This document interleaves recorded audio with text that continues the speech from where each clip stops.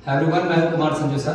तो आज बेसिकली हम लोग इस सेशन में डिस्कस करने वाले हैं हमारा अभी जो यूपीएचएससी असिस्टेंट प्रोफेसर एडमिटीज नंबर 51 का जो एग्ज़ाम हुआ है बेसिकली उसमें हम अपने सब्जेक्ट इंग्लिश के बारे में बात करने वाले हैं कि basically if we talk about that what was the level of the question paper and what kind of the questions were asked in our exam and also for the expected cutoff maybe. So all these things we are going to discuss one by one. Now let's first move ahead towards the level of the question paper.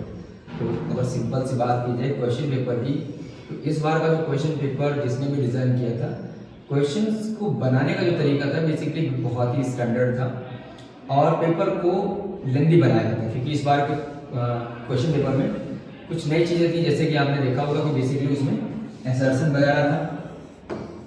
Assertions के question जो थे वो बहुत बेहतरीन रखे गए थे और फिर स्टेटमेंट वाले क्वेश्चंस थे, इसमें भी इंक्लूड किया गया था। और जो हमारा कल्चर स्टडीज या फिर लिटरेरी क्रिटिसिज्म और थ्योरी के जो क्वेश्चन थे वो ठीक बनाए गए थे, क्वेश्चंस ठीक बनाए गए थे।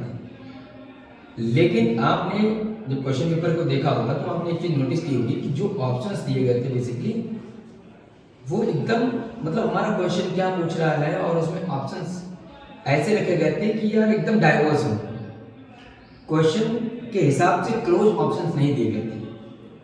अगर क्वेश्चन के हिसाब से क्लोज ऑप्शंस दिए गए होते तो ये पेपर अब तक का सबसे टफेस्ट पेपर माना जाता, क्योंकि ऐसा नहीं हुआ।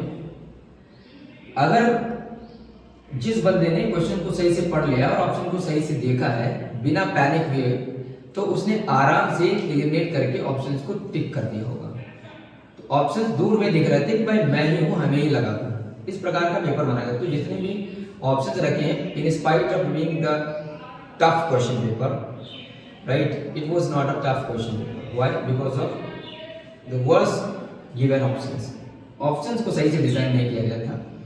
तो मैं इस क्वेश्चन पेपर को बेसिकली रखता हूँ केवल मतलब इजी टू मॉडरेट रखेंगे हम, इजी टू मॉडरेट, इससे ज़्यादा नहीं। और मेरे हिसाब से इसमें केवल 10 क्वेश्चंस ऐसे थे जिन्हें हम टफ की कैटेगरी में रखेंगे, टफ की कैटेगरी में रखेंगे।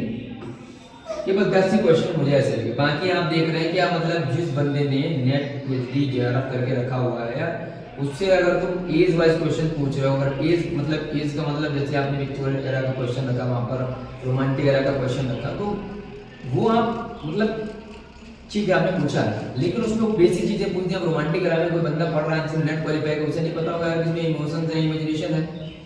विक्टोरियन एरा में किसी नहीं पता होगा कि यार बेसिकली विक्टोरियन कंप्रोमाइज हुआ तो उसमें साइंटिफिक इंटरवेंशन काफी ज्यादा था, साइंटिफिक प्रोग्रेस था, तो सीधा सीधा आपने पूछ लिया वहाँ पर। फिर आप पूछ रहे कॉमेडी ऑफ ह्यूमर में, तो कॉमेडी ऑफ ह्यूमर क्वेश्चन बना ठीक था, लेकिन उसमें ह्यूमर का ट्रेडिशन रख दिया, ऑब्वियसली वो क्लासिकल ह्यूमर पर बेस्ड ही है। तो आपने मतलब क्या उसमें टफ पूछा। तो जो एनालिसिस किया है मैंने, तो मुझे लग रहा है कि जो पहले पेपर बनाया गया था जो कैंसिल हो गया था वो वाला पेपर ठीक करता। तो मैंने उसमें आपको कटऑफ बताया कि 58 क्वेश्चन पर जनरल का इंटरव्यू कॉल होगा और सेम एज इट इज 58 ही गए थे। मेरा वीडियो पड़ा होगा हमारे चैनल पर, आप वहाँ पर देख सकते हैं। तो अब हम बात करते हैं कि ओवरऑल हमारा सब्जेक्ट था और 30 क्वेश्चन हमारा जीएस था। तो 70 में मानता हूँ कि एक आइडियल अटेम्प्ट क्या है, मतलब आराम से बंदे ने 60 क्वेश्चन किए होंगे इसमें, 60 से 65 क्वेश्चन मानता हूँ, मतलब कर लिए होंगे। पेपर इतना ज़्यादा था नहीं टफ, इसलिए मैं बोल रहा 10 क्वेश्चन थे, उसमें भी आप जानते हैं नेगेटिव मार्किंग है नहीं, तो अप्रॉक्सीमेटली 2 ऑप्शन तो एलिमिनेट कर दिए होंगे और बाकी लगाया हुआ तो हो गया होगा। और बाकी जीएस का क्वेश्चन पेपर भी मॉडरेट था, टफ नहीं था। तो मैंने जितने लोगों से पूछा है तो सब 15 से 20 के पास में है। मेरे हिसाब से मैं 15 मान रहा हूँ, तो ये 75 जो है मतलब टोटल बन जा रहा है 60 और प्लस इधर आप 15 जोड़ लो, तो ये 75 क्वेश्चन बन रहा है। ठीक है।